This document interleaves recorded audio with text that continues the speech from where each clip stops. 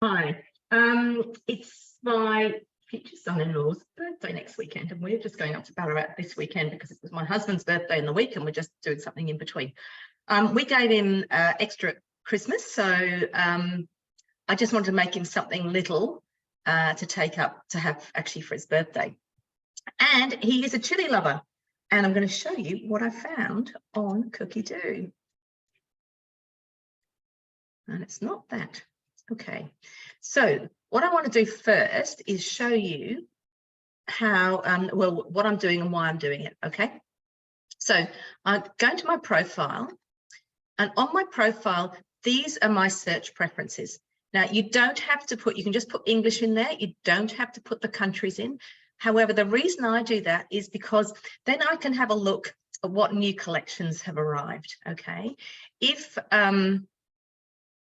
If I've got, if I don't put the countries in, then I might get collections that have got, you know, maybe 1 or 2 English recipes in them and other languages. So that's the way I do it.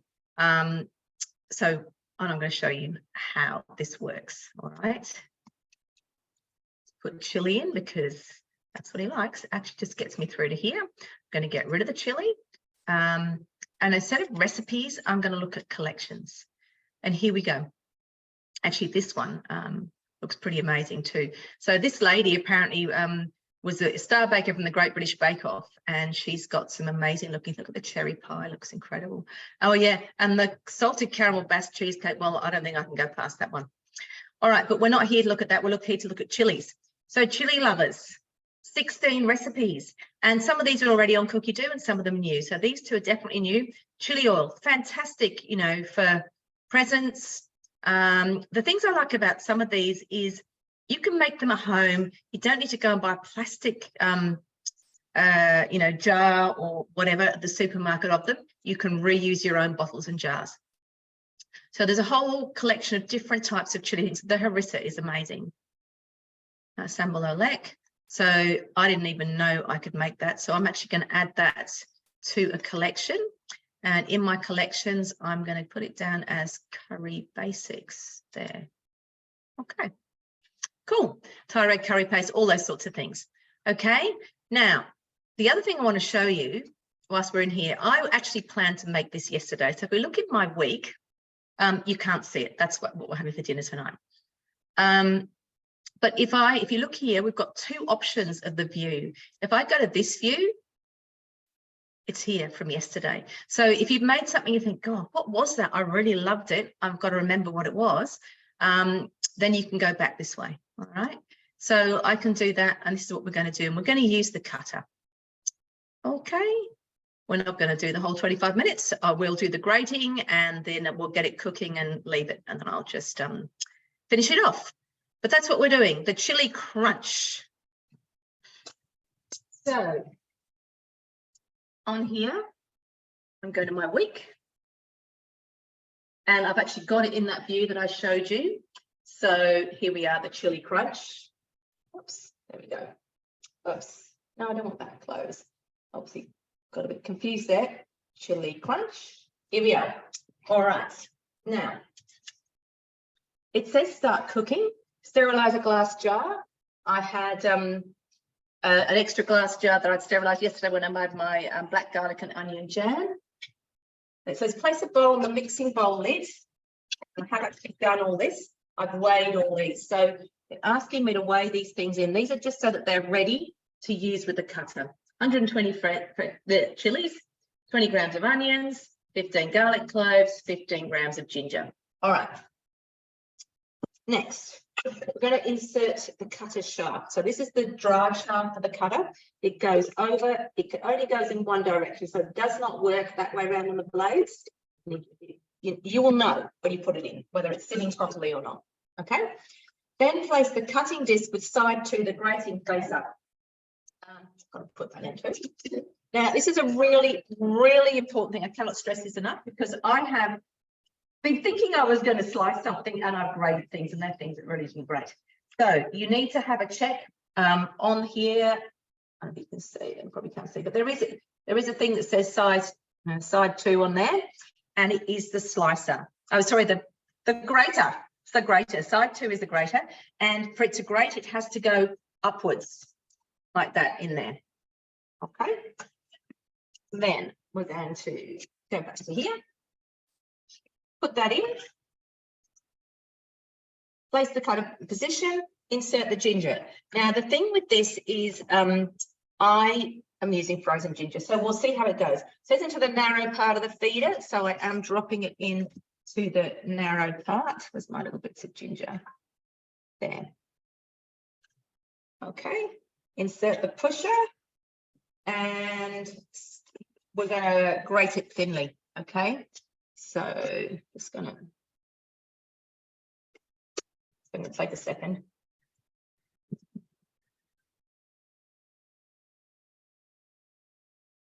Okay.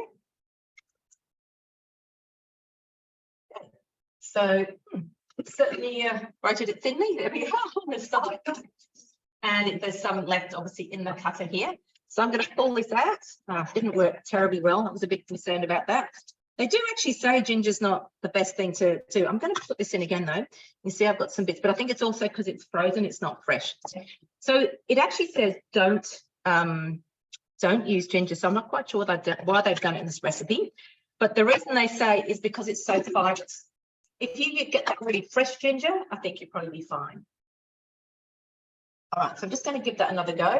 So all I need to do is go back, turn to thin.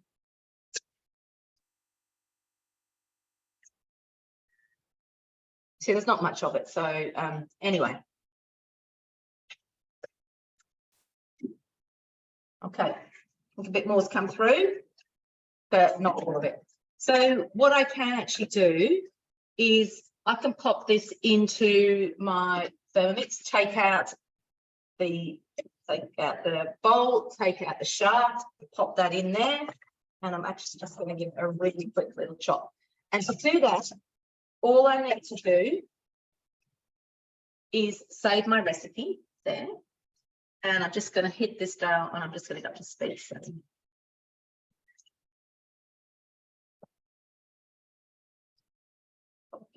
Okay. There you go. Now, I don't need to remove that because remember everything else is being sliced into a cutter basket. So I'm going to put the shaft back in, putting back in this, and going back to the recipe, and actually said remove the cutter lid, invert the disc on the shaft with side 1. I'm actually just going to scrape this stuff off here too. So I get all those bits in there. Okay, so now I'm looking for side 1, which is this one, the one, and that is going face up into here. Okay, place the cutter lid and insert the chili into the narrow part of the feeder. And so I've got a whole lot of chilies. Oh yeah, I've got 5 chilies. And we're going for thick, right? So I'll do this here so you can see.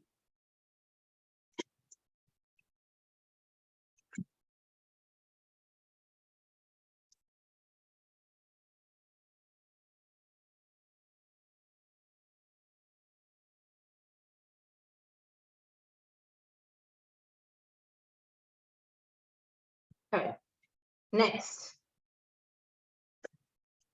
It's asking me to insert the onions or the shallots into the wide part of the feeder. Well, I'm using spring onions, so they are going to go into the narrow part of the feeder again because they are very fine. Oh my goodness, it's going to be so, we're going to do thin this time. So let's see how this goes. I might have to push them a little bit myself.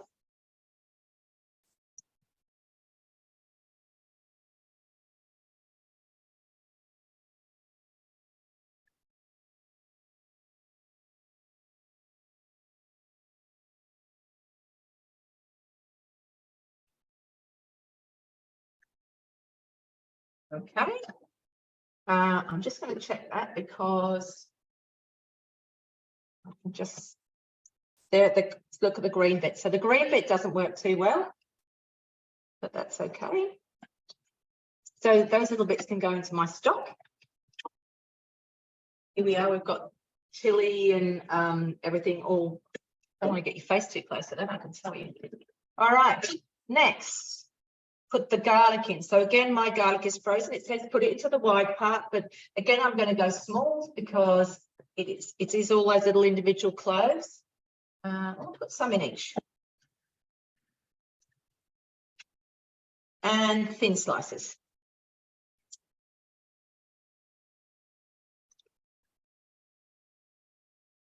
Right.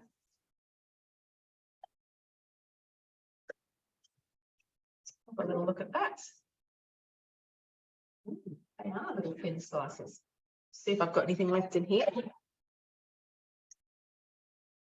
Yep, I've got a few left in here. So I'm going to go again with the garlic. Oops. Slicey, yeah. One is up. One is up. And I'm going to put, I think it's because my garlic is frozen, so it's a little bit softer. In fact, you know what?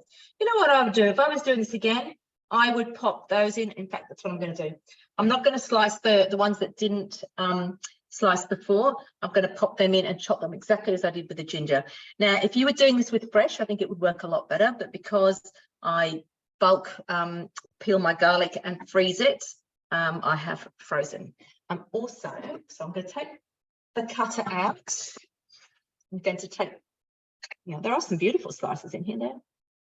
You have a look. See, little thin garlic slices. They look spectacular.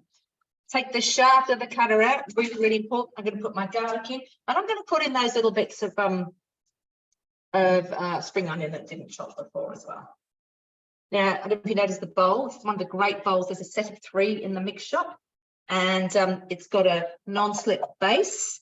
It's got a pouring spout. It's got a really good handle. This is the smallest of them, but they are super cool.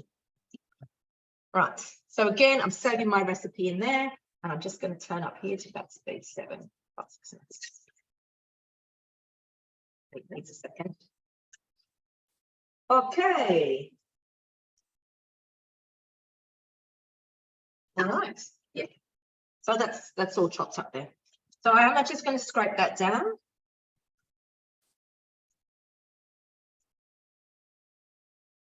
Beautiful. And I'm going to put all the contents into the mixing bowl from the cutter. So we've got the chilies in there. We've got a bit of the ginger. We've got these beautifully thin sliced garlic cloves as well. Potent mix this one. Don't get your eyes too close, because all the seeds are in there as well.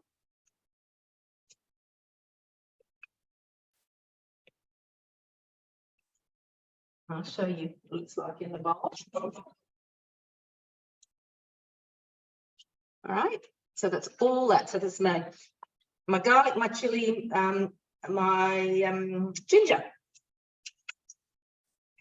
Okay, add 100 grams of grapeseed oil. So grapeseed oil is a sort of oil that doesn't have a lot of flavour. So we use it in mayo and things where you actually want the other ingredients to come through.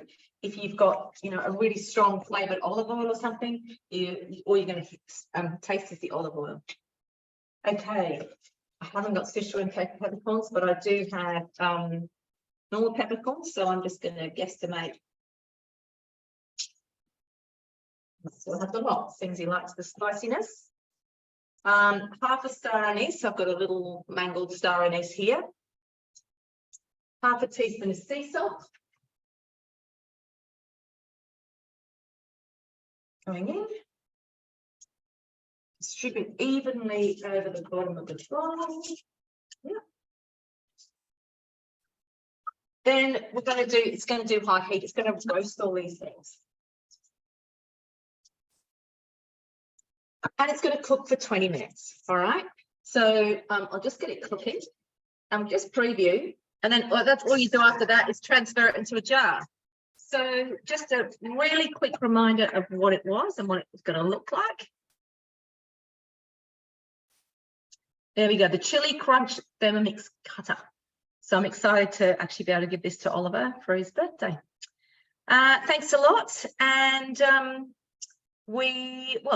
I will be back with something else. Thanks, bye.